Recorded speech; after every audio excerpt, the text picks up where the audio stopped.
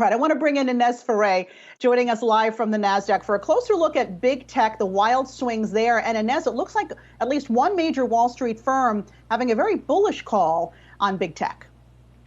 Yeah, that's right, Alexis. I want to mention, though, first travel, because we are watching the travel space under pressure. Alexis, you mentioned those high oil prices, which today are taking a bit of a breather. But take a look at our Wi-Fi interactive board and the travel stocks on here. In fact, I'm going to pull up a 4-day chart because on Monday and Tuesday, we saw travel names getting really hit after those oil prices surged. And you can see here on this 4-day chart, quite a lot of deep red.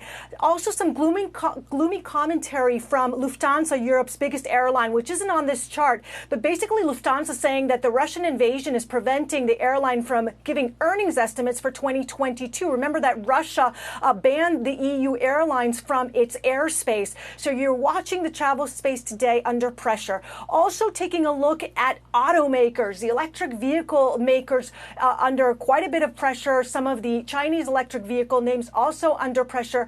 There's supply chain worries, and this is what's causing some of this pressure on the automakers. Some parts are produced in Ukraine. There's concerns about disruptions there. Deutsche Bank coming out with a note saying that European automakers may be more impacted than American ones, but still the automotive industry, it's a global sector, supply chain span across the globe. And that brings me to also raw material prices, which we have seen prices for metals going higher. We're looking at the precious metals. We're looking at gold futures that are higher, palladium futures that are higher. And take a look at this one. Aluminum up more than 4%. Aluminum we've seen at all-time highs.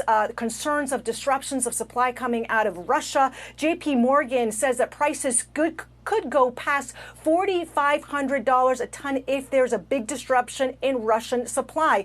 This is a year-to-date chart, up 35% for aluminum. And then you also have the other layer that's added on to this, and that is, of course, the energy prices, which would affect aluminum prices as well, because you've got aluminum smelters who use energy to produce the metal, and that's creating upward pressure on aluminum as well. Alexis, Karina? Okay, Ines Ferre, thank you so much for that update. We're